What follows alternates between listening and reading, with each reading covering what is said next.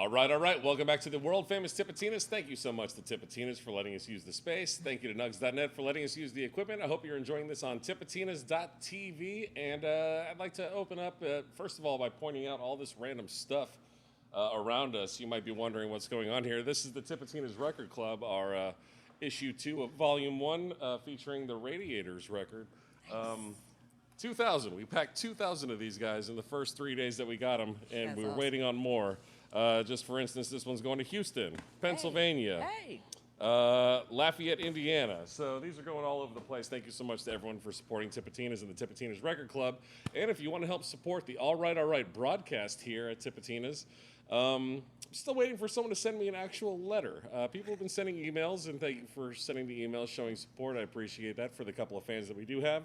But if you write a physical letter to the All Right broadcast, care at Tipitinas, 501 Napoleon Avenue, New Orleans, Louisiana, 70115, I will mail you back an actual letter with a sticker. So I'm waiting for someone to actually write a physical letter. People don't want to write physical letters anymore. They only want to write emails. Take the time, and I will send you an actual physical thing. Nice. That's all. Just wanted to open up with that. Nice. Time to get to the guest, someone I'm very excited to talk to. My guest tonight has worked with people like Dr. John, Alan Toussaint, and John Fogerty. Jennifer Hudson has spent 5 years fronting the band Galactic, nominated twice for Best Female Vocalist at the Offbeat Awards, as well as Best R&B Album and Best R&B Artist, and is breaking new ground in the food business with her line with desserts for her company, Henny Sweets. The queen of New Orleans neo-soul, Erica Falls, ladies and gentlemen. Hello, everybody. Right at the top, I have to say, you're a powerhouse that blows people's hair back, and your voice lends itself to every type of music. I just wanted to say that out front. Thank you. Just because I'm a fan, I think you're wonderful. Thanks. And this is the first time I've ever actually gotten to sit down and talk with you one-on-one when it wasn't like, oh, I'm about to go on stage. Or, Yeah, like, yeah, exactly. Normally, you're running in or running out whenever I get to catch you. right. But thank you so much for taking the time to be here. Thank you for inviting me. All right. Well, let's start at the beginning. Born in?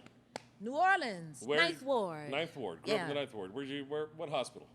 Flint Goodrich. Flint Goodrich. Is that Yes. the hospital here? I don't think I heard It was a black hospital here, uptown on, right at Louisiana. And, oh gosh, what's the cross street? But it's an old folks facility now, old folks home now. On Louisiana? Yeah, right across by, is it by Ferret? Near Ferret. Maybe I don't think there's an existing Is it building Washington? right there. I may have my streets confused. Okay. But yeah, Someone else it's do that uptown. research for us. Flint Ace Goodrich back here. Hospital. Ace, if you want to It's Google there. that. Yeah. All right. Irrelevant. Not that it's Yes. irrelevant, but Yeah. just wondering for Yeah. trivial knowledge. Yeah. Grew up in the Ninth Ward. And something I think is very interesting. Youngest of 8 children. Is that correct? I am. They still refer to me as the baby. Yeah, that happens. I mean, I'm the youngest of 3, and I get called the baby, and I'm the biggest one in the family. So it makes sense. It makes sense. How much age difference between the youngest and oldest? So I just made 50. Are you serious? I did. No. I did. You are not 50 years old. I am. Well, I am. happy birthday. Thank and no way. Hey, Tank. Yes, How is last that year, Tank. September 3rd. I'm sorry. Ace has something to interject. 50 years ago at Flint Goodrich Hospital on Louisiana Ave at LaSalle Street. Oh, At LaSalle. LaSalle. That's what it is. Yeah, it's a brick. Is that where the post office is? No, it's a brown brick place, like right on the corner. Okay. Yeah. All right. I don't. Okay. That's a good fact to know. But Yes. holy hell, are you really 50? You I can't am. be I let the 50. cat out the bag. Oh But my yeah, God. yeah, I am. So my oldest brother's in his 70s. What? So it's quite a span. What? But I was the surprise. They thought they were finished. And I was like, eh. They were like, oh, we were planning for 7. Yeah, now I we got have to an make my 8th. way. I had to Yeah. make my way in. So That is here I am. Outstandingly unbelievable. Yeah, I can't I let the believe cat that. out the bag. I was gonna say, like, It's the New Orleans humidity, really. honestly, I thought you were about my age. I'm almost 40. I thought you were about my age, but I Yeah. know that you look younger than me by a lot. This is astonishing and horrifying for myself. No. Okay, so big family. There was a lot of music in your household. I understand Oh, your man. mother was a singer and played organ and piano in the church. Is that right? Yes. So all of my siblings, well, most of my siblings sing. My mother is an amazing singer, piano player, organ player. She played in church. She was a teacher, though, school teacher, educator. But, man, her voice was just absolutely beautiful that as a kid, I didn't think I could sing because I would hear her just practicing in the house, and it was like she was singing to 50,000 people. So I went into the instruments. I played piano and violin up until high school. But that's when I really, really got into the singing part of it. Okay. Did you think as a young girl that it would be a career ever? To be honest, I never chose this. It always chose me. Seriously, I was in school to be a music educator. Okay. I went to culinary school. I went to a cosmetology school because I love creative stuff. I love doing things creatively. That makes sense. But I never chose singing as a career because, like I said, my mother was all about college education and that whole thing. So I never really thought about it. But I always got a phone call or someone said, hey, come and do this. And just one thing led to another. Okay, so there are no other professional musicians in your family at all? At all.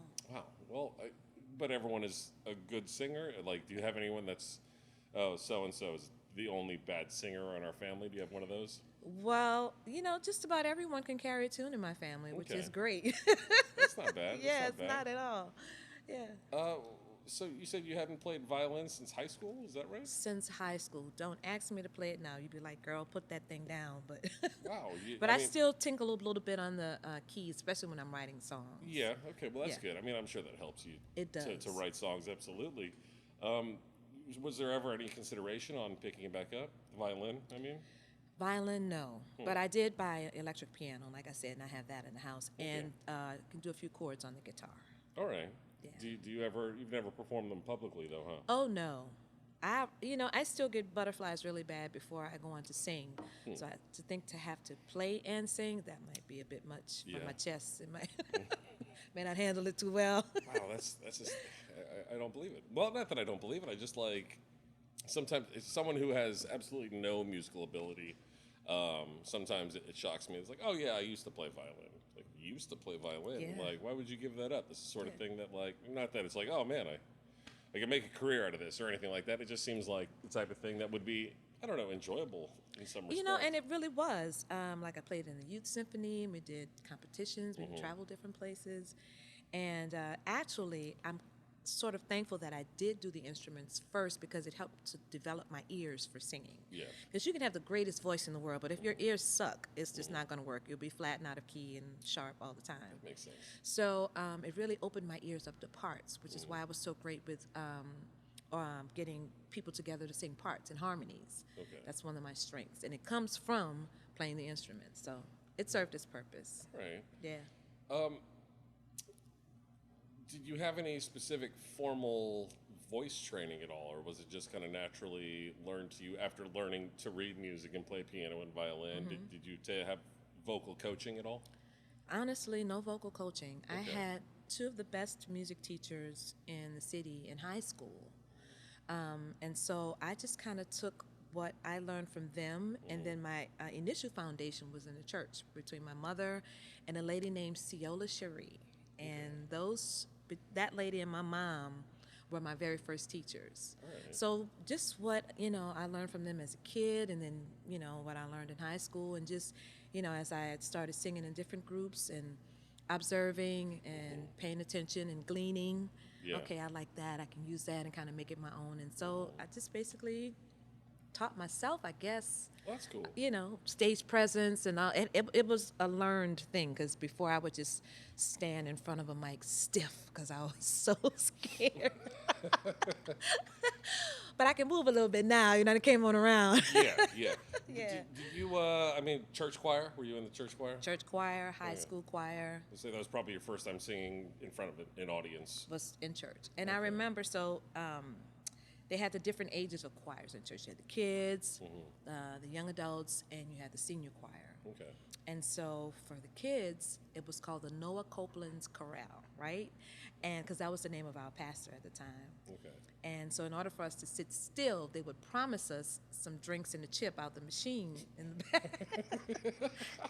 And so I remember the lady I referred to, Ciola Cherie, Miss Cherie, she was like, girl, your voice is amazing. You're going to sing just like your mom.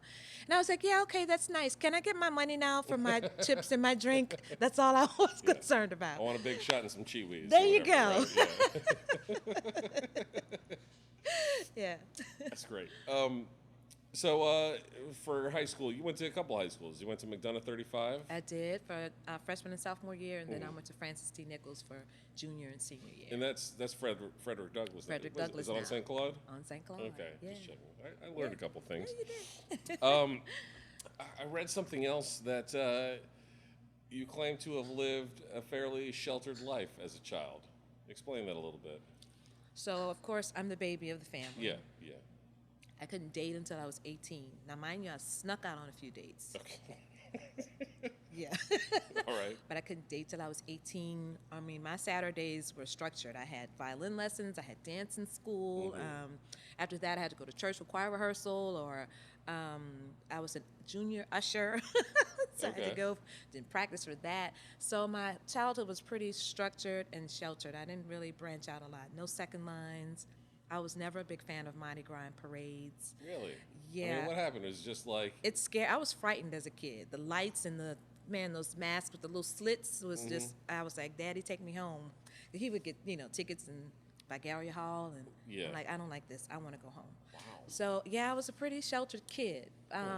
But I started singing in the French quarters with my daughter, and I was pregnant with my daughter. And that's when I started branching out a little bit. And, I was like, oh, Alan Toussaint and Irma Thomas, and they're from here. Let me step back. Sorry to cut you off. Started singing while you were pregnant. 6 months pregnant. Nobody in the band knew when I did the audition. At 6 months, no. Because I had this tiny little ball, and I covered up I had a jacket on. Okay, all right. And you can hide actually, this is weight. I was very, very tiny during that time. You're not a big girl. I know, and I was even smaller. My friends used to call me Zero, but that's a whole nother story. But, I started out singing on Bourbon Street, 6 months pregnant with my daughter. And that's how the whole thing started. It's astonishing. What was it that made you want to start? Not that it was late or anything like that, but you were, second trimester. I had a friend, my daughter's godmother, who was already singing on Bourbon with the band, the Connection Band, actually. And there was another band that was looking for a singer. And she said, well, my friend sings, and I'll tell her about the audition. So I just went down and I did the audition because I love to sing. And so that's how I got started. She called me, I did the audition, and I didn't tell them I was pregnant because I had the jacket on. And so when they said, okay, well, you have the job, I said, well, there's one little thing I need to tell you. And I opened my jacket. And they was like, oh, that's okay. We're not worried about that. Come on, we need you back down here Friday, 7 o'clock. I'll be here. And that's how it started. Was it, how long were you able to do that before the pregnancy was too much for you to keep doing that? Okay, so, funny story. Yeah, that's what we're here for. Remember Molly's? Yes, I remember Molly's, yes. Okay, so we were on the it's break. Still there, technically. Yeah, yes. right. Okay. And let's say I was about 8 months pregnant at this point. And I went to Molly's and got a slab of ribs, some coleslaw, and steak fries. Okay. Inhaled it during the break. And I got on stage, and I'm getting ready to sing, and I was like, woo! And the whole audience was like, whoa! And I did, oh, again, and they did the same thing. And I ate so much food, I thought I was going into labor early. What? But I had so much food on my belly. And when I tell you, I had a slab of ribs, I inhaled it. And my belly was so full, it made me uncomfortable. And this little guy, I forget his name, who was a manager at the time, they called the ambulance. And they all got nervous. They didn't even bring the stretcher in. They scooped me up, carried me out, put me in the ambulance, whisked me away. The manager of the bar said, tell her, don't come back until after she has that baby. She almost gave me a heart attack.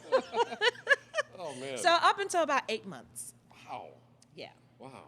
That's, must have been that sauce on the ribs or something. I don't know. Man, I don't know what it was, but it was delicious, though. Okay. No complaints about the food. Wow. Yeah. So you were able to do it for a couple of months while pregnant, up until eating at Molly's. Yeah, obviously. and then maybe about 2 months after I was back. Okay. Back to work. So, yeah, I mean, I think it's pretty empirically known that Molly's is known for inducing early labor. So I think that's on their little matchbooks or something. Yeah. We induce. What was the bar that you were singing at? Was it one place, or were you bouncing around a bit? It was the Old Opera House. Okay, all right. The Old Opera House. You know, I know a few people who have performed on Bourbon Street recently, forever ago, whatever else. Tell me a little bit about what it's like performing. This is 90s, assumingly? Yeah, 91, 92. Okay. Well, for me, it was a learning environment. Mm-hmm. It taught me how to entertain. Yeah. It taught me how to pace myself and sustain. Mm-hmm. Because, I mean, we would do like 2.5-hour sets. Yeah. 30-minute break, 2.5-hour sets, instead of breaking up into little sets to kind of get the night over. Yeah. And so it really taught me a lot. And as far as being able to entertain, you have a new house every 45 minutes. Probably quicker than that sometimes. Yeah. So you can quickly become the jukebox, Mm-hmm. but you have to engage them. And so it really taught me how to engage people at the same time. So it was a great learning ground for me. Now, I didn't want to stay there. Yeah, I think most people don't want to specifically stay there unless it's something that, like, you check out mentally and I just play these songs. When you're singing, though, it's a lot different. Like, it might be easy for the keyboard player to check out. No, Just be we like, check out easy. too. Okay. We can go on autopilot and you'll never know. Okay. So Yeah, how many times do you feel like singing Sweet Home Alabama every night, or, you know, Brown Eyed Girl, or whatever, you know? some songs I don't even want to hear, like Respect. I can go without hearing or singing that. It's a shame. You know, it's a wonderful it's song. a great song. Yeah. But yeah, it's like enough of that. Yeah, it's been pounded in my head. So yeah, I can do without those tunes. But Were there any songs that were, again, a friend of mine who a couple of years ago was playing routinely, filling in for someone once a week or something like that. I don't remember which bar, but how many times does someone want to hear Freebird or something like that? Oh, yes. It's like, cool, Freebird. The music is free. It's like, that's going to cost you $100. Put $100 in our tip jar, and we will play you Freebird. And that has happened on many occasions. Are there any songs like that you had? You got to pay for that one. Yeah, Respect. Okay, that was the song. Oh, Okay. and I Want You Back. Okay. Yeah. Mm. Yeah. Well, I mean, I guess it comes to a point where it's just hard to do. Just over it. You're just Yeah. over it. You know, some songs I still love to sing, and some I can just do without. How do you make the transfer off of Bourbon Street? How does that happen? You know, everything in my life happened by phone calls and referrals. Okay. So, keyboard player in the band at the time, Jackie Banks, was also playing keys with a show band called ELS. And they did like bar mitzvahs, bat mitzvahs, weddings. Was this like a Motown review type of It thing? was. Okay. We I all think had the I little might have shimmy dresses on and I stuff. actually saw that before. Yes, and so I started gigging with them, and that is what transitioned me from Bourbon Street. Okay. And it was another Alright. great learning experience for me as well, because it's quite different from Bourbon. Yeah. And things were choreographed, and just to be with those two ladies because they were sisters, and to be in that different environment. So each band that I sang with, it was a learning experience for me, because I was new to everything. I was new to the game. Okay. Yeah. Expound upon that a little bit. Being, like you say, somewhat kept in sheltered childhood, and then early adulthood, you know, jumping into Bourbon Street while pregnant, and Yeah. then, like you said, new to the game. What are some of the things that you wish you had known before you had gotten into it? Back then, some things that I Yeah, should have known. I mean, yeah. Wish I would have known. Well, first, to really put myself in an environment where people truly love the music, because at that point I loved to rehearse. I would make sure I had every note just right, and then I ended up in an environment where people have been doing this already, so it's like shortcuts. Yeah. You know, that whole thing.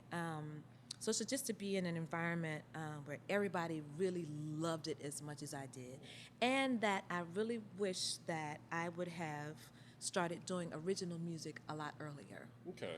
because it would have set me apart more as an artist as just being a singer.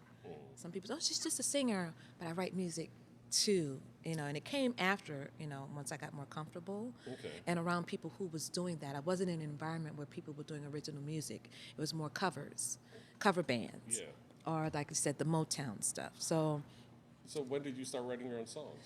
You know, I started writing my music in 2001. I had lost my dad. Okay. And it was like, okay, so what are you going to do? It was an old saying that my parents used to say, either you're going to or get off the pot. And so I said, okay, I'm going to do something.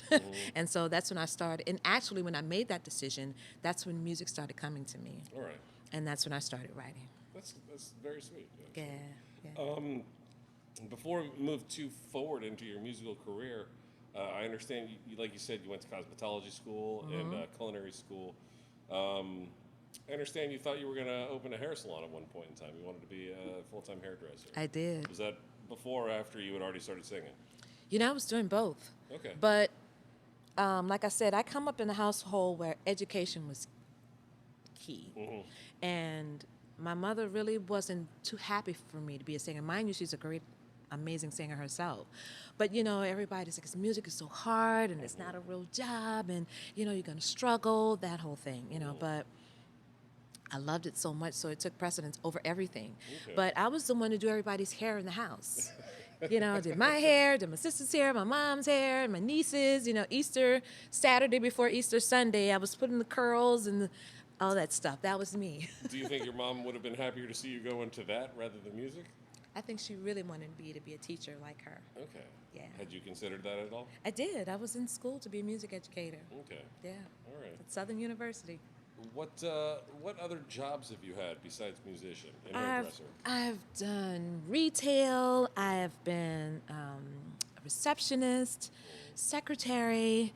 What else did I do? I've been a hostess at a restaurant, Bubba Gump restaurant, actually. For real? Yes.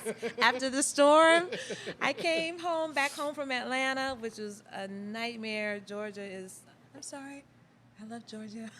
They have their own problems. Georgia. Yeah. Hey, Georgia, deal with your there. Yes. Sorry.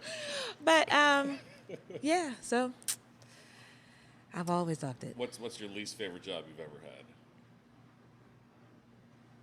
Oh, I worked as a teacher in a daycare center. I love the kids, but I hated changing the poopy diapers. Oh, that's, yeah. I love kids, I really do, but the poopy diapers was a challenge. Kids are better once they can wipe their own butts. Yes. Yeah. I forgot about that gig. That was my gig in Atlanta. And when I went there, I worked at a daycare center. Yeah, wow. Yeah. That's rough. That's your least favorite job? Yeah. That's the poopy diapers. Rough. It sounds pretty rough. It was rough. Something that I think a lot of people forget is that you have been doing this for over 20 years, almost close to 30 years, actually. Yeah. And before we dive too deep into the Galactic stuff, obviously spending many years fronting that band, that was almost like your coming out party to a lot of people. I was a late bloomer. It made you a known name, more specifically. Yeah. And before we get into that, I have a couple of questions. Who is Caroline? So Caroline is my alter ego. Okay. Because Erica can be a little shy. Okay. Introverted.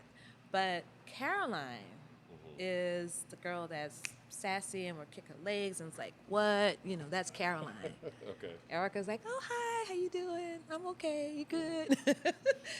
Two different people. All right. Yeah. Does Caroline ever get you in trouble? Yeah. She does. All right. All right. From the stage with guys, you know, because they think they have a shot. I'm like, no, that was Caroline. Erica says no. Yeah, So. Erica is not okay with this. And I'm just working, that's all. It's not for real. Yeah. This is a show. Yes, it's all part of the show. All right. So we know about Caroline. Who's Bertha? Bertha is my inside fat girl. Let me tell you something. Bertha gets me into all kinds of trouble. Bertha has me making cupcakes at 2 o'clock in the morning, you know, and just eating all kinds of good food. I love good food, and that's Bertha. Yeah. All right. We're going to talk plenty more about food. Yes, don't worry. she's my friend. We will talk more about food. I have at least 3 questions here at the bottom of this, all about food. Let's talk a little bit about Galactic. I understand that you had been recommended to them by a few different people, or at least a couple different people. Troy Andrews and Corey Henry were 2 people that vocalized support for, hey, you guys should consider letting her come rehearse or try out. Tell me a little bit about that. Well, I was called by their manager to do just a couple gigs. Now, before oops, sorry, Mike. Corey had told me they were interested in me and they were looking for another singer at this point. And I was like, that would be great. Tell them hit me up. But then I didn't hear anything for a while. And then I learned they had Maggie at that point. And then Corey was like, well, hey, they're in the market looking for another singer again. And at this point, I learned that Shorty recommended me as well.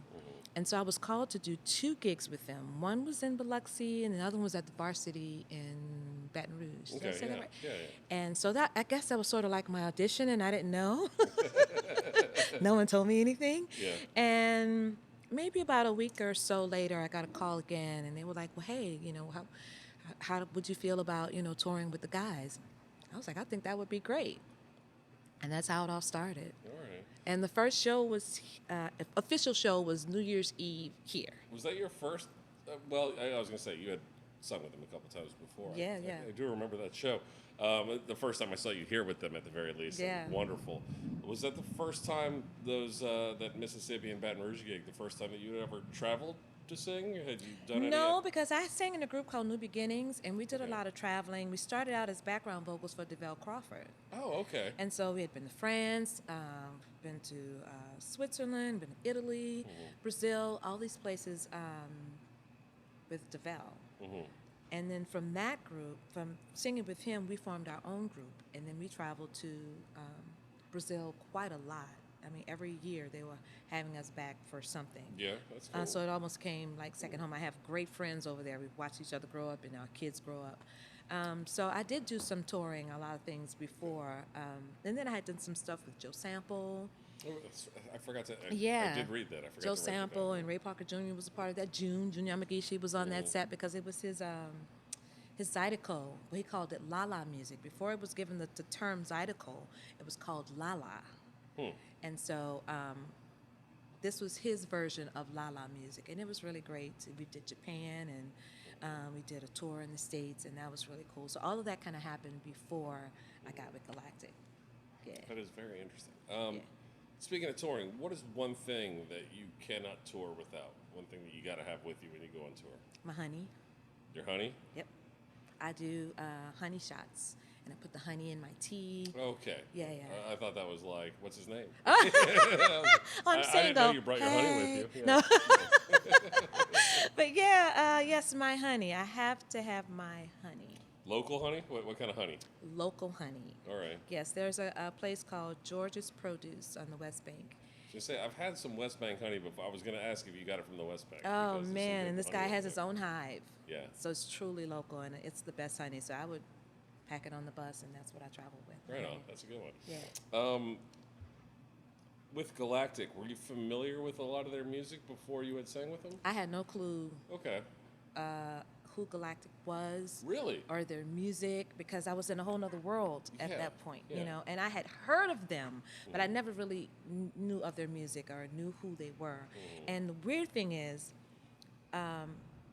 we were in Brazil, and they were supposed to be flying from Europe to Brazil to do a show, and someone stole Stanton's passport.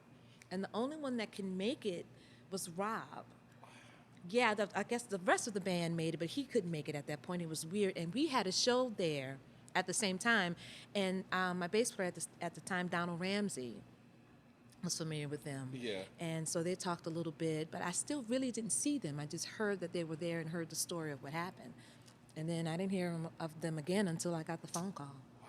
Yeah. Did it take you long to pick up on their tunes? Like, tell me a little bit about learning of Galactic after you get hired well, live. they sent me the tunes, and I'm the type of person, I learn the tunes, but then once I digest it, I kind of have my own way of expressing it. Were you listening to the album versions? You weren't listening to live versions at all? Or? Album versions. Okay. They sent me album versions of everything. And What were the first ones that you learned? Do you remember?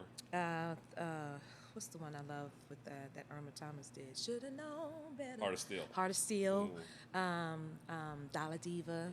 I connected with Dollar Diva It's one of the Macy quickly, Gray tunes, right? No, Dollar Diva was the you the Dollar Diva. No, but I mean, was that on the album that had Macy Gray? No, who that did the came. album version? That came.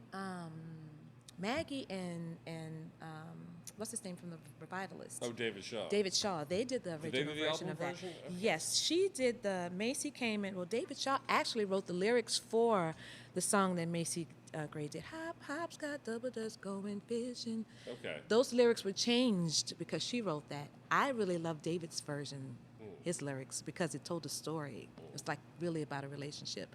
But Macy Gray came afterwards and kind of revamped it, and that's what you hear now.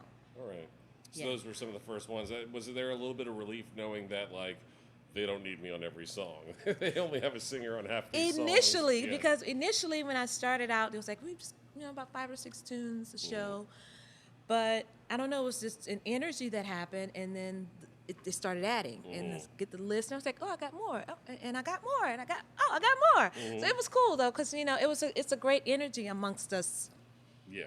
That grew naturally. It was organically, because they really didn't know me either. They didn't know if I was going to be crazy, a diva. It's a gamble, it really is a gamble, and I didn't know them either.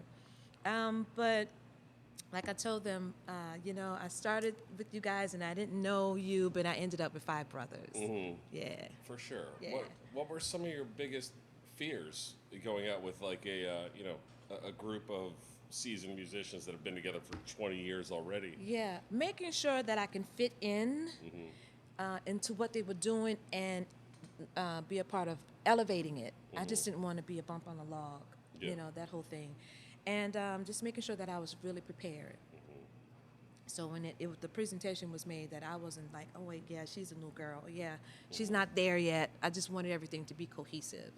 And so that was the biggest fear. But the thing is, it went away quickly because it just happened naturally. Yeah.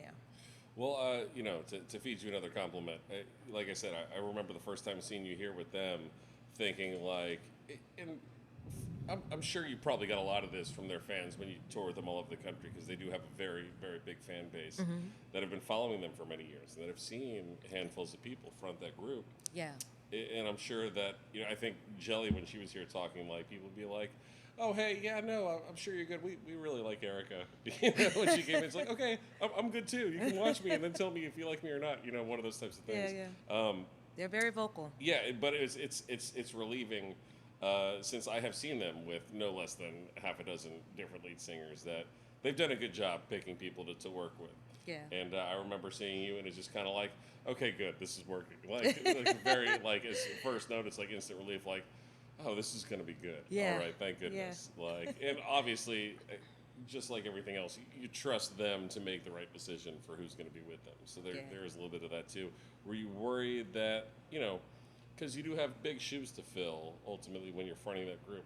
Yeah. Houseman, Charlie Tuna was in front of them, and even just Corey Glover doing a couple songs here and there. Yeah. And Corey Henry, and they have this long, awesome list of people who have been in front of them and kicking ass all the time. Yeah.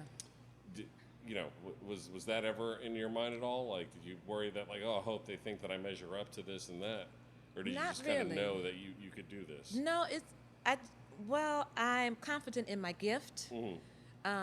Not arrogant, but just confident in my gift. And Caroline will do it. Yeah, just let Caroline take over. And I didn't really worry about filling other people's shoes. I just know I wanted to do a good job. Yeah. That's what it was more. So you said it didn't take long for you to get comfortable with them? Nah, it didn't take me long at all. What was there anything that surprised you in the beginning? Like things that you thought would be tough or easy or vice versa, or was there anything that you had no idea, like, oh man, these guys travel on a bus like this, or like, I don't know, had you ever been doing a bus tour? No, this was actually my first time, doing bus tours with these cats, so that was interesting. But we learned a lot about each other through that, Obviously. We became, like, it's so comfortable, you get so comfortable on that bus. These cats were just like changing clothes, and no one cares at that point. I've seen Rob in his underwear. Hey, who cares? I've seen Stan in his underwear. Whatever. No one cares after a while. But you have to get comfortable in that. But it was really great for me. I like the tour bus because you get to sleep to your next destination. That is true. Airports is a whole nother animal. And I learned that they love food. I'm a foodie, and they introduced me to a lot of things. I say they're weird when it comes to eating. especially Jeff Rains. He'll come on the bus with like sulfur eggs, black sulfur eggs. And I was like, I will not eat it. And Rob called me an egg racist. I said, yes, I am, because I only eat the white ones. But anyway, so it's just things like that, you know. That I learned, you know, touring on the bus. You really get to know people. And that was, you know, but it was a great experience because I told them once, I said, you know, I'm so glad that you guys, I came at a point where you guys are mature, you know, everyone's married or they had ladies, so there was no girls with titties flying on the bus, or, you know, just no crazy wilding out stuff. All that stuff is years. Yeah, like, you know. Any craziness is long gone. That's for sure. Yeah, so I came along at a really, really great time, you know, and I just learned a lot from them too. Also, you're very lucky that they had already been with Chrissy for a while as their tour manager. Yes. She trained those boys very well. She's my favorite. The only thing I had to fight with them on the bus is putting the toilet seat down. I was like, don't make me call you wife. Well, I will call you wife and your girlfriend. Not for nothing. I mean, I don't want to get into the toilet seat conversation. I have a wife. I would write notes on lipstick and stick it on the mirror. They finally got it, though. And it was so sweet because when other people would come on the bus, they say, hey, make sure you put the lid down. I think, I was about to start asking you questions about toilet seat philosophy. And I'm not going to get into it because, quite honestly, like, you don't look before you sit. What's the big deal? Hey. None of this is going to be in the interview. You got it. We're cutting all this part, at least my comment there, because I think the toilet seat thing is outrageous. Hey, I'm a lady. You know. Well, true enough. You do it because you want to be polite, but it's easier to keep it up because what if they forget to put it up before they use the restroom? See, that's what Ben is like. Well, you know, why can't you just put it down? I said, well, you know, I came up in the household where we never touched it to put it down because my dad, you know, taught the boys to always put the lid down. It's manners, but quite honestly, it's backwards.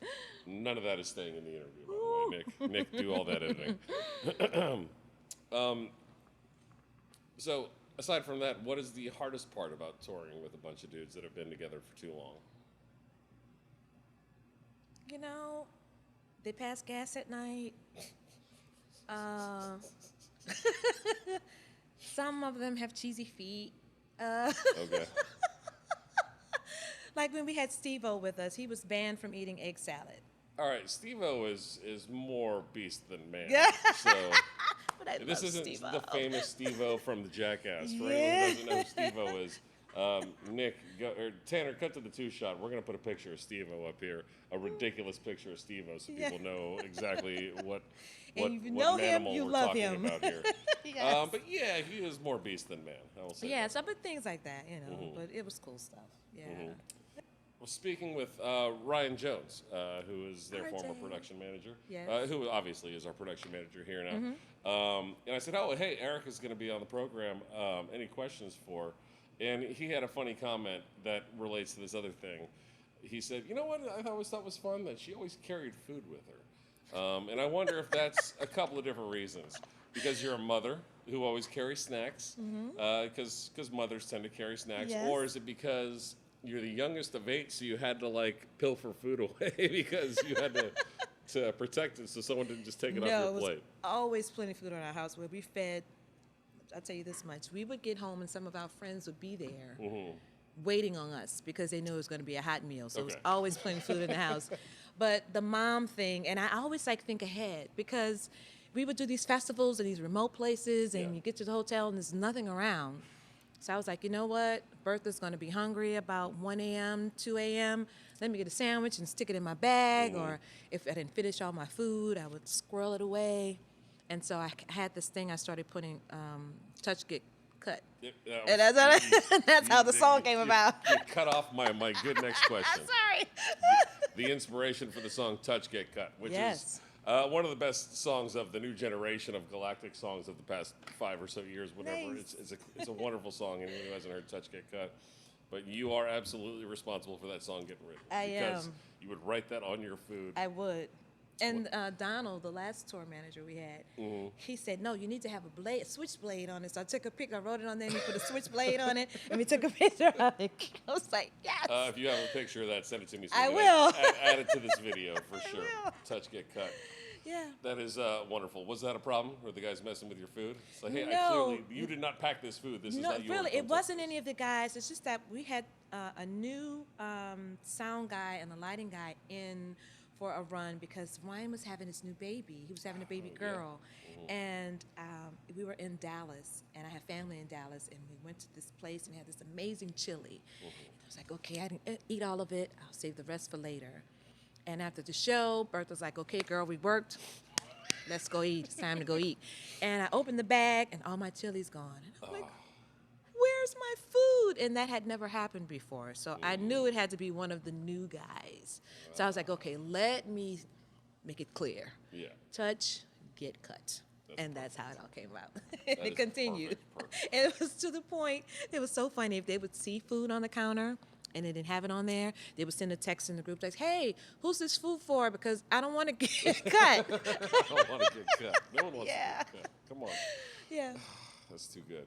Before we start talking about Erica Falls' solo stuff, for Tipitina's, do you remember the first time coming to Tipitina's? Let's see. The first time I came to Tipitina's, was it for a Still Pulse show? Might have been for a Still Pulse show. Okay.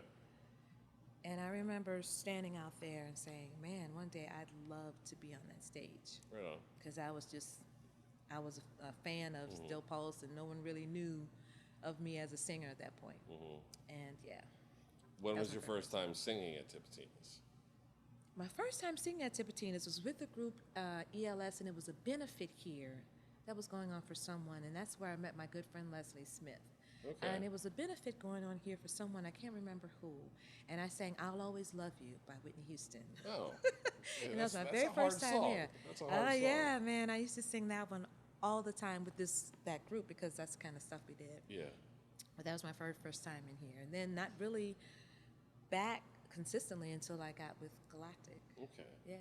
What you mentioned Leslie Smith, who is a wonderful singer-songwriter, musician, all the things, and her father, obviously phenomenal photographer. Yeah. His pictures tell the history of New Orleans, quite honestly. Yeah. Have you been collaborating with her ever since then? Like you've worked with her plenty of times. Leslie Smith, Bobby Economo from Blood, Sweat, Tears, drummer. David Farrell, multi-Grammy-winning engineer, Donald Ramsey. The four of them were my cocoon for the very first project I did, Homegrown. Okay. And this was a really new experience for me because I'd done tons of studio sessions, but it was other people's music and supporting vocals.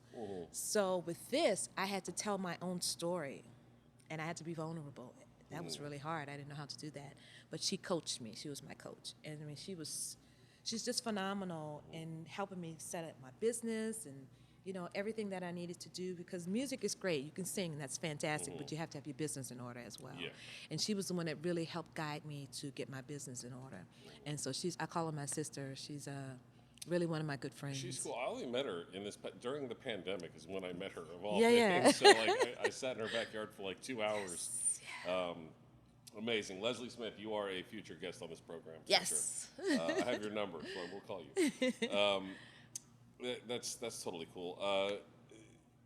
You mentioned many times being a studio musician, and aside from Alan Toussaint and all the other things that I'm sure you've talked about before, John Fogerty, I think that's a really interesting one. Yeah. Singing one of his songs for him.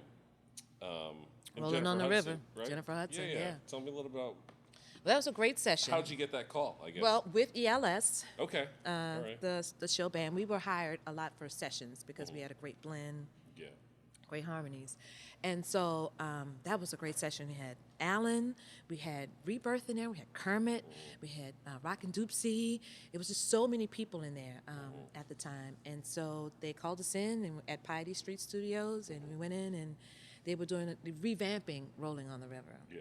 And it was a great experience. He was really nice, too. Well, as good as his version is, it's better with a female vocalist. Yeah. Am I wrong?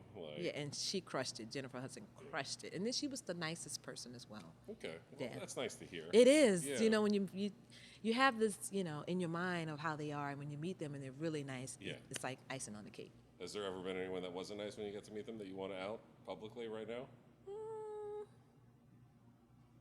I'll keep it to myself. Gonna keep it to myself. Yeah, I have a couple, and I don't think On the record, no one, again, it's just going to be Yeah, on the yeah, internet. yeah, yeah. No one will see this. No one will see this. That's fair. You don't have to do that if you don't want to. Let's talk about Erica Fall stuff. You mentioned your first album. You've got 2 albums, though, right? Actually, I did an EP and then a full album. Okay, all right. Is there? I had heard that you were in the studio recording more stuff, though. But you're not trying to plan a whole other full album, or are you trying to put together a full album? I am. Well, before the world shut down, Yeah. I had the show here with Lyrics Born and Charlie Tuna, and I had both of them come to the studio after that, and each put a verse on 2 singles that I was working on. Yeah. Then the world shut down, and then my creativity just sort of came to a halt because I went into survival mode. Yeah. It was like, okay, I still got a mortgage to pay, I still got bills to pay, and A lot so I of was people get do, this hustle going. It was like the hustle mania at this point. I was trying to get everything going. But then what sort of jump kicked my creativity again was OZ playing the Festing in Place. And I heard my set. Now, first of all, I cried like a baby because I actually mourned the loss of not being able to do music. Yeah. It was really a loss. And after that, it's funny, I started singing around the house again. I hadn't sung a note. Really? For, geez. It was close to 2 months, probably. No, it's longer than that. Maybe like about 4 or 5 months. I didn't sing anything. It was just hustle. Yeah. And when that happened, I think the crying was a purge. I needed to get that out in order to let the creativity in. And that's when I started writing again, especially with all of what was going on in the world. Like, 2020 was a hell of a year, and there was a lot of things going on. So I was able to pen some of that, and then I picked those 2 songs back up. And so now they're almost done. That's good. Really excited about that. And so I'm going to release those 2 as singles and then go back and work on the meat of a full project. Yeah. That's cool. At the top, I said how you are the new queen of neo soul, but you wear the vintage soul shirt, obviously. What neo soul versus vintage soul? Well, vintage soul is because I'm a 70s baby. Shockingly, still. How in the hell? I know Ace is over here like, oh, she's a lot closer to my age than I thought. Yes. He's an old man. Don't worry. Yeah. Ace is 84 years old. I'm kidding. Sorry. I like the joke. No. I like the joke. But I think we were all kind of flabbergasted. I mean, sorry. I'm going to turn it to Ace. Ace, shocked or not? Yeah, definitely. Right? Definitely. Okay. Thanks for that rollicking I did report. not expect that. No, Yes. no. But that's what the vintage soul. It's like vintage soul is more of a vibe, like that old school feel, but with a modern sound. Yeah. Okay. I That can whole see twist, that. like Bruno Mars has that thing going happening. I call that vintage soul as well. But yeah. All right. But do you like the term neo soul? Is that something that you're into? Some people ask me, what style of music do you do? If I have to put it under an umbrella, well, then I would say I'll say R&B, neo soul, because they're more familiar with that. But I try to make this my moniker.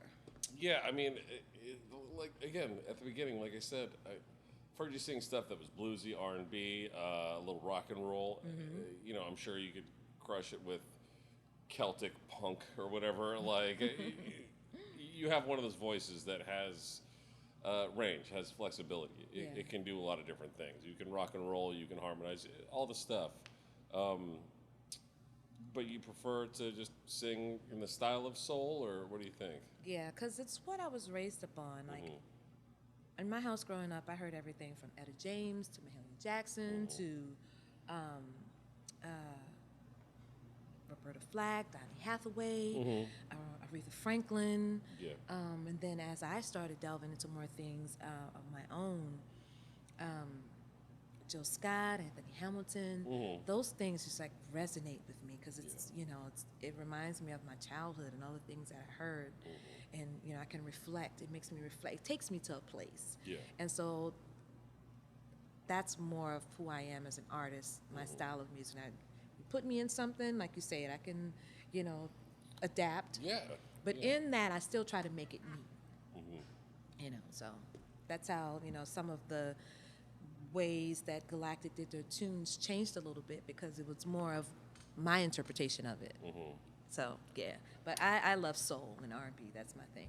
Has there ever been anyone that you've been in the studio with that was difficult? Not that they were difficult or that you were difficult, but you were having trouble meshing, syncing. Like you were trying to put something out, and they were hearing it different from you. Has that ever happened? Is that common? I've had it happen more with singing background vocals with people on sessions. Really? Okay.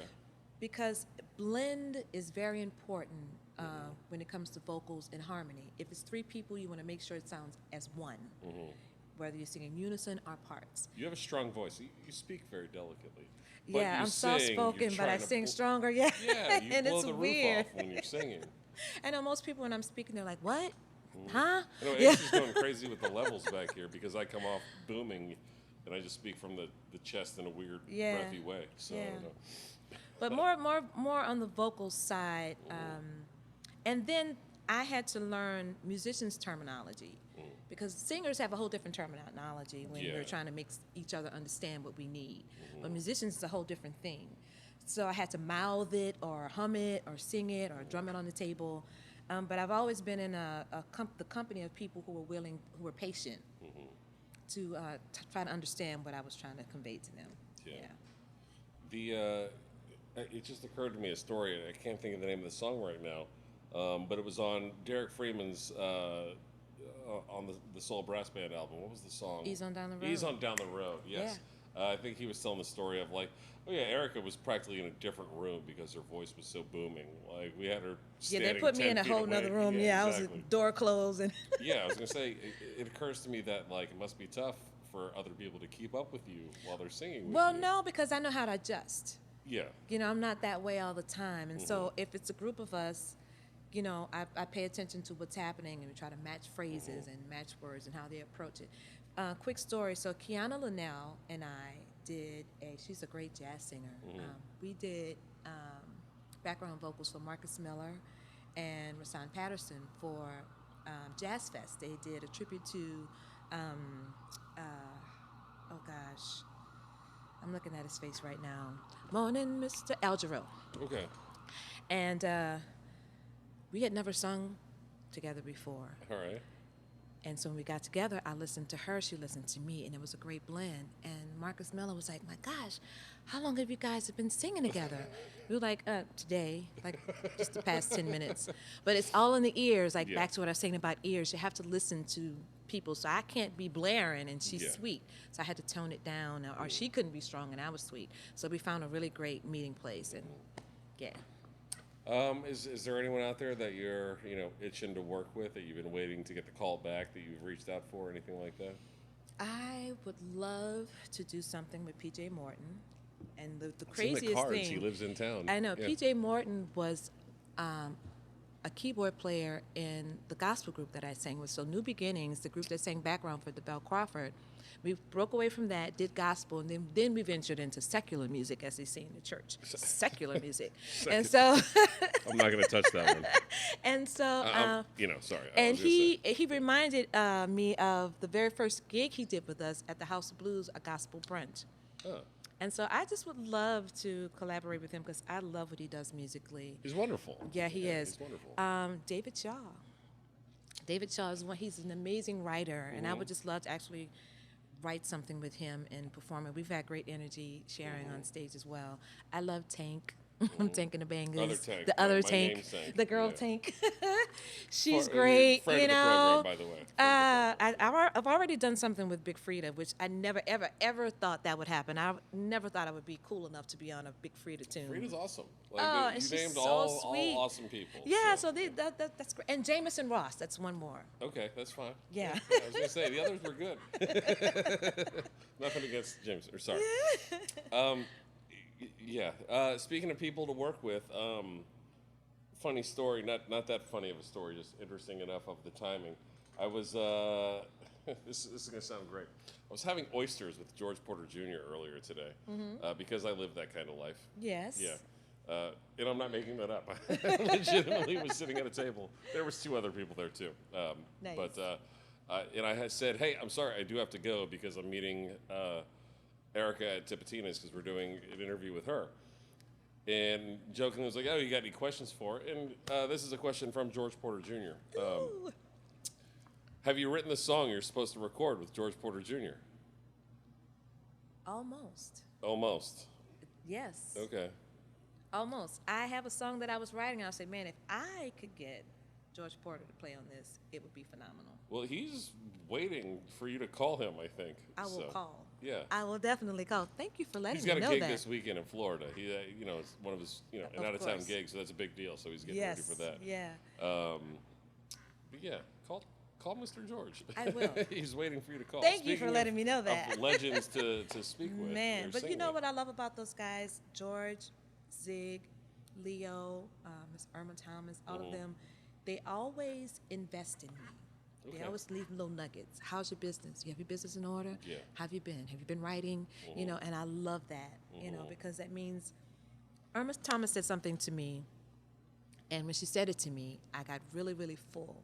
And she said, if I left here tomorrow, I would feel good knowing that the city of New Orleans will be really well represented with you.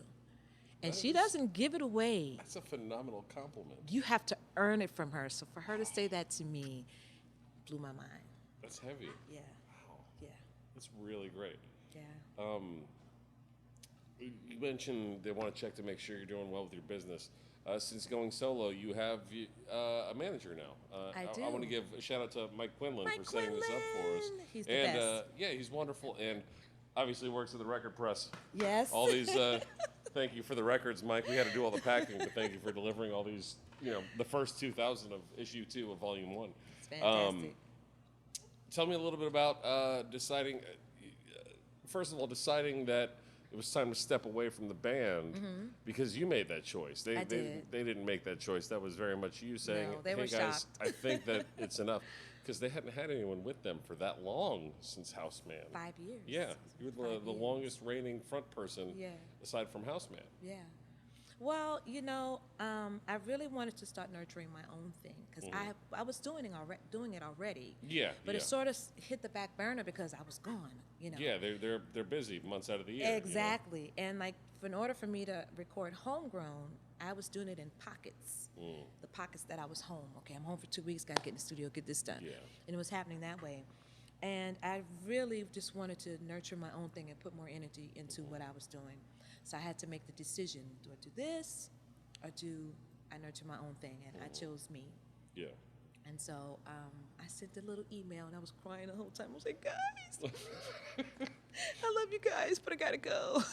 But, and I just, and I did it to where I just didn't jump out. I had time for them to find someone else and rehearse someone else and everything. And so Ben always says, though, he said, listen, we're just in an open relationship, okay? You're not going anywhere. Let you do your thing and you come on back home. But yeah, so that's how that all came about. I just really made a conscious choice to start focusing more on Erica Falls. Okay. And what I had to say musically. Yeah, for sure, Yeah. for sure. Tell me a little bit more, at least, like I mentioned, Mike Quinlan being your manager. That was the first time you ever had a manager for yourself, is that right? Yes. Okay. Yeah. What made you think that, how did you know you needed that, I guess? Well, because I knew I couldn't do it all by myself. Secondly, in this industry, if you're the one making the phone call, your value drops a little bit. But you have someone to make the calls for you, kind of brings your value It gives up a little more bit. prestige, right? Yes, exactly. Yeah. And Eric Vogel was the one that made the introduction of the two of us. Okay. Because there was another guy that was interested. He was like, no, I really want you to meet Mike. He's a good guy. And I'm a person, I like to connect with good energy. And just on our first meeting, it was just good energy. He has a really laid-back energy, but he's smart. And he knows how to navigate. And he really believes in what I do. Believes in the whole thing and the vision, and he's really vested. And so that's how that all came about, and we've just been rolling and growing. And really, I consider him more of a friend now than I do manager, because we talk about all other kinds of stuff as well. But he's a great guy. No, he's wonderful. I love him dearly. I first met him because he was, he does New Orleans Suspects as well, which is another one of my other favorite groups of artists from New Orleans, too. Great, swell fella. Sorry. Yeah. We're giving Mike a plug here. Hey, Mike. If you need records pressed, or you Orleans need management Records for Press. your band, It's where to go. or he also is in construction as well. Busy Yes. guy. He does all the things. Mike Quinlan. Put his Instagram handle up here. I don't know. He's probably not on Instagram. He's not even on social media. Yeah, I was going to say. It's crazy. Yeah, he's too busy to be on social media. I want to ease back into food just because it's been pleasant talking about food. And doing all the homework and research and whatever, putting together this one sheet, one of my favorite things that I read amongst all the things, and you have it on your website too, the Cyril Neville quote. If red beans and rice could sing, they'd sound like Erica Falls. Yeah. That is one of the coolest sayings or compliments or anything. Especially from the legendary From Cyril Neville. Someone who also has fronted Galactic too. Yes. Like another one of those voices that you've heard with and another family that has like taken me in. Mm-hmm. You know, I'm really a blessed girl. Mm-hmm. Yeah. What's your secret to good red beans and rice? Soak the beans. Okay. I soak my beans overnight. Well, you have to if you want to have regular beans. Yes. If you're a regular But person like me. when I soak them, though, I soak them with all of my seasonings.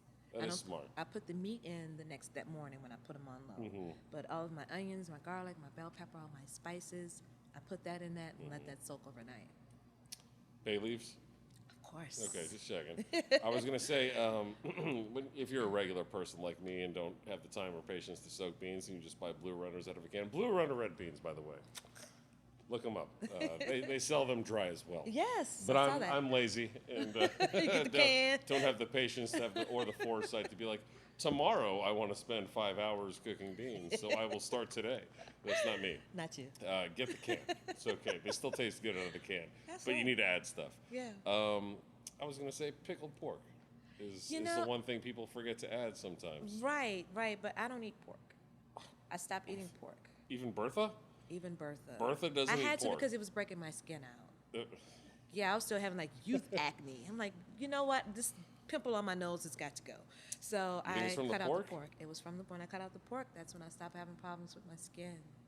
I don't believe you. That's okay. I'm a pork supporter.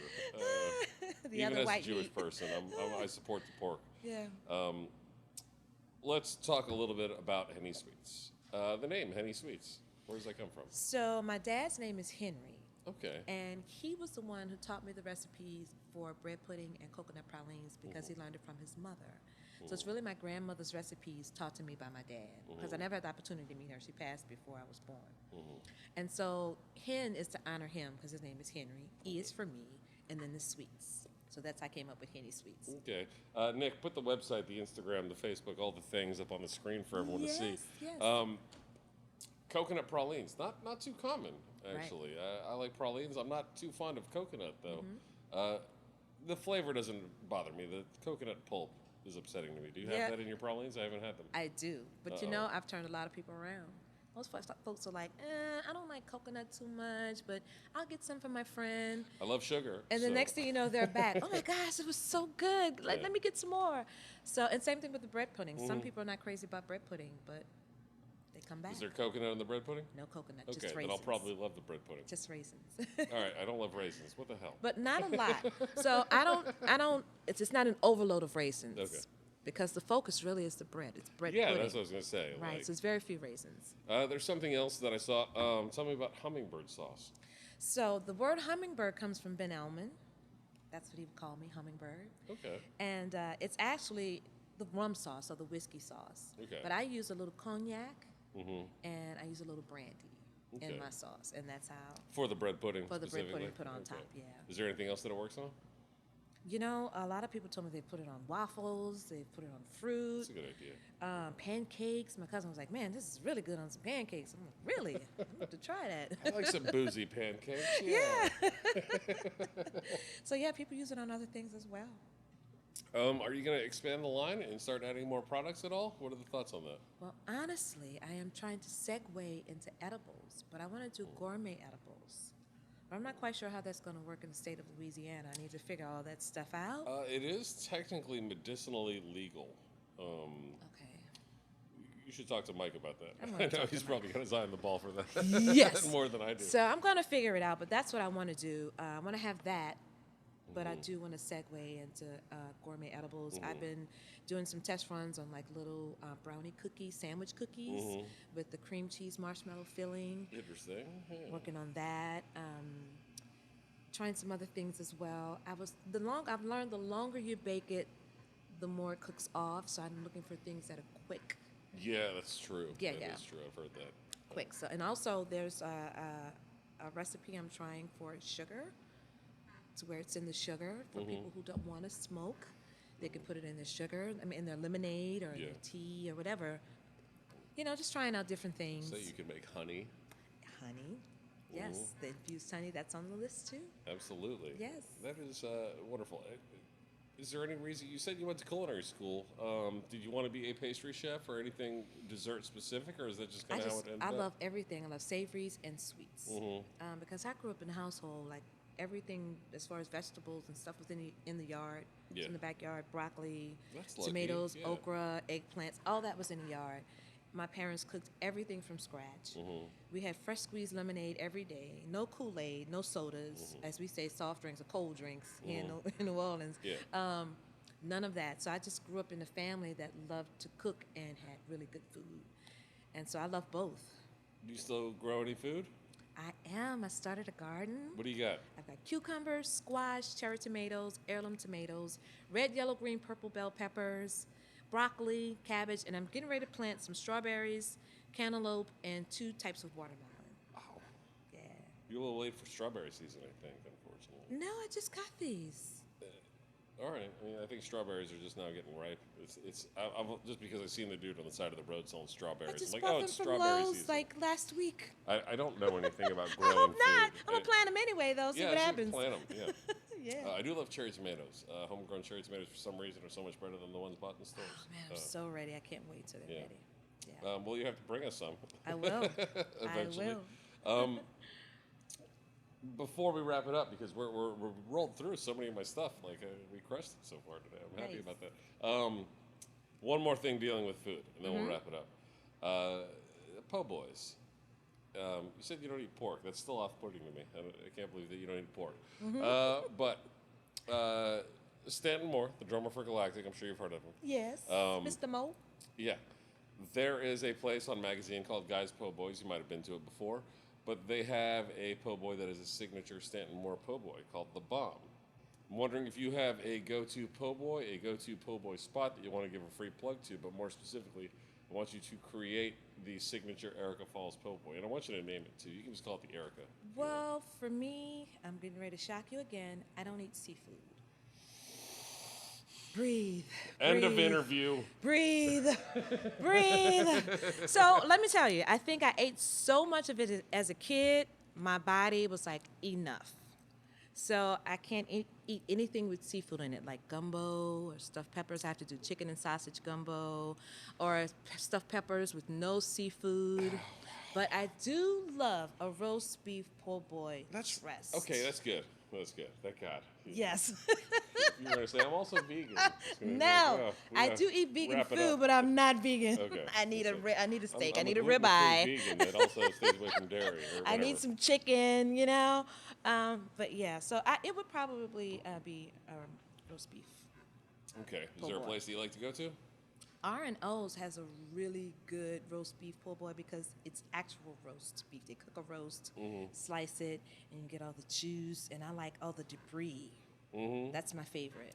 Yeah. I think that's the first time anyone's thrown out R&O's up here. I know, right? It's a Metairie classic. I know, right? Maybe that's why, because people just don't go to Metairie. Yeah, but I was invited out to lunch there, and I tried it, and I was like, this is a really, really good roast beef po' boy. R&O's is good. They got a lot of good stuff. They even have decent pizza, you know. Really? I never tried the pizza. They even got pizza. Gotta try it.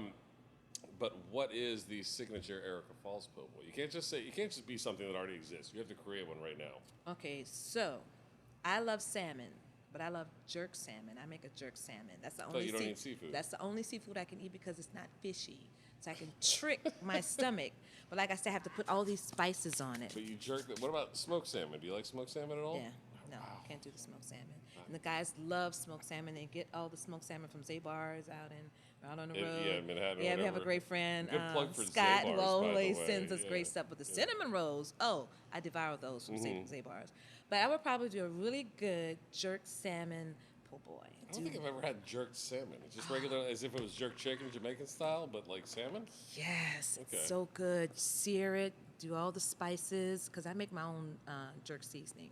Oh. Yeah. All right. And I do that. I sear it, and then I take it and wrap it up in some foil and put it in the oven. And then when I take it out, I do like a fig balsamic glaze and put it on top.